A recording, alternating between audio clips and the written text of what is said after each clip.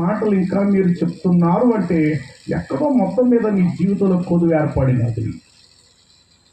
సాధ్యమైనంత వరకు రక్షణ పొందిన వ్యక్తులు ఎవరు కూడా ఇతరుల చేత ప్రార్థన చేయించుకోవడానికి ఇష్టపడరు. ఎందుకంటే ఆల్రెడీ నువ్వు రక్షించబడ్డావు అనేది నిజం. నీ ప్రార్థన దేవుడు వింటాడనేది నిజం. కాబట్టి నీ ప్రార్థన నువ్వే చేసుకుంటావు. ఎవరో నాకు ప్రార్థన చేస్తే మేలు జరుగుతుంది అని అనుకున్నావు అని అంటే ఇంకా నువ్వు చాలా అంధకారములోను అజ్ఞానములో ఉన్నావని అర్థం.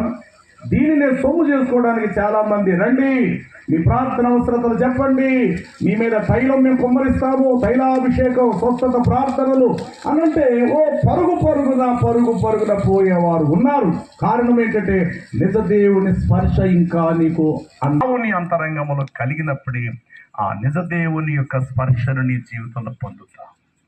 ఏ సంఘాలను మారవు, నమ్మిన చోటే అస్థిరమవుతూ ఉండవు.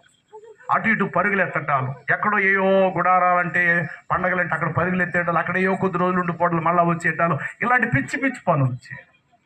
ఒక క్రమం, వాక్యం మీద వారి జీవితాలు కట్టబడతాయి. కాబట్టి ఇక్కడ రాయబడిన అధ్యాయము నిజమైన స్నేహితుడు విడువక ప్రేమించు. ఇర్మీయా గ్రంథము 31వ అధ్యాయము 12వ వచనాన్ని గమనిస్తే